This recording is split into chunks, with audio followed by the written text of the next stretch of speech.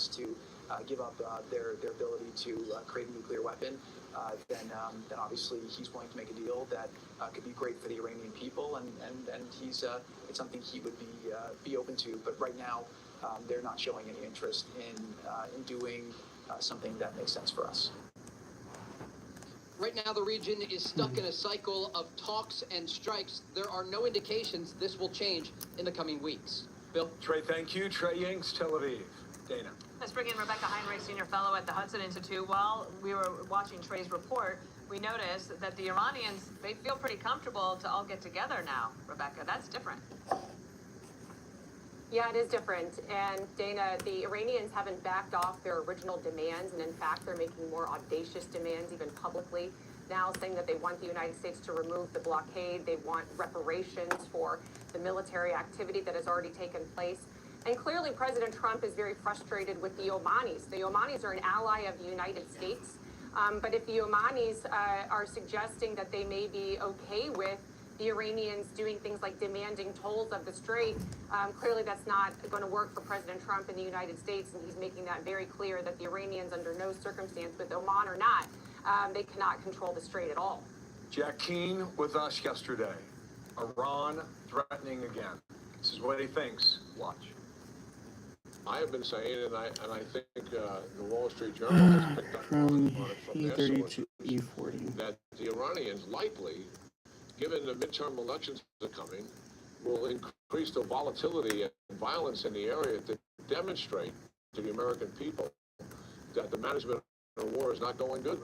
Okay, 77 days away from that vote. How much credence do you give to that theory? I think that that's right. I mean, President Trump clearly has settled into this preference of a strategy to dry up the Iranians' ability to reconstitute some of the military by this economic blockade, by increasing sanctions, and then by trying to get some ships as many as we can along the coast of Oman. But as you just heard from Jack Keane, we do know that the Iranians are going to be busy trying to do exactly what we don't want them to do, which is reconstitute their military forces, and they're going to try to embarrass President Trump by shooting at these ships in the Strait and by trying to undermine his efforts to move oil. And they're going to do it because they understand that the election is coming up and President Trump does not want to resume military operations. And so I'm of the mind that the sooner the better. The United States does have to resume military operations alongside the Israelis, who have been very helpful for the United States in degrading the Iranian capabilities.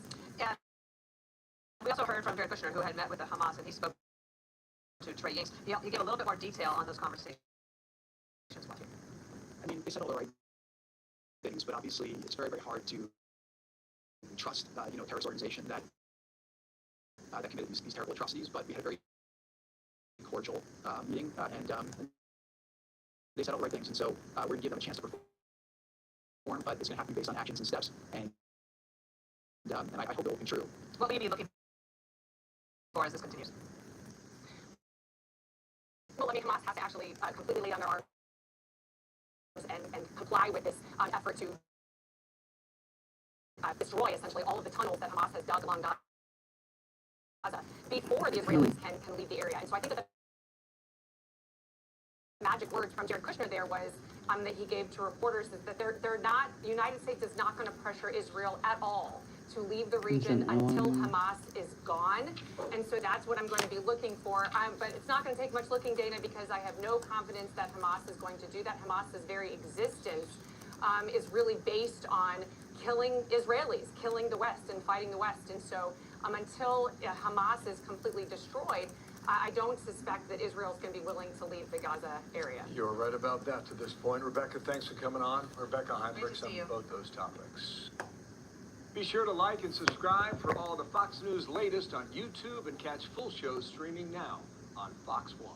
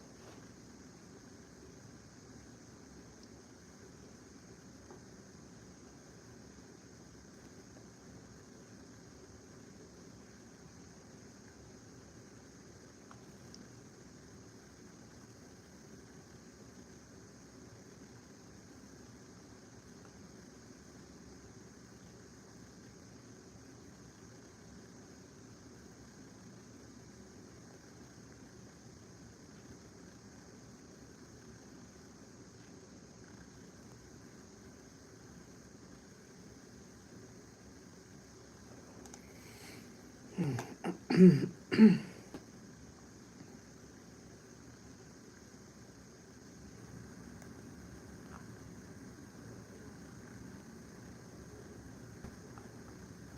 so that should be done.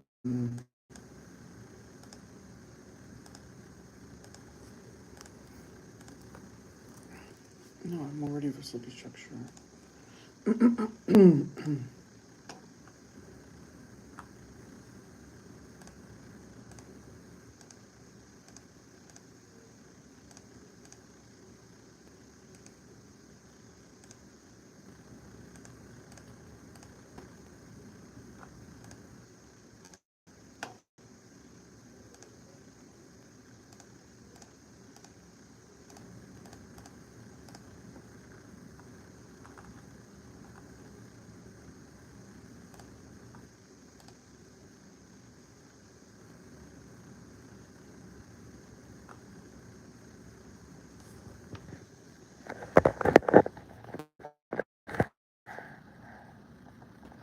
I'm trying to work, but I'm so unfocused. I have ADHD.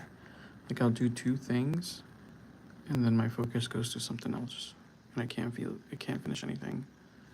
Yeah, I'm trying to keep focused.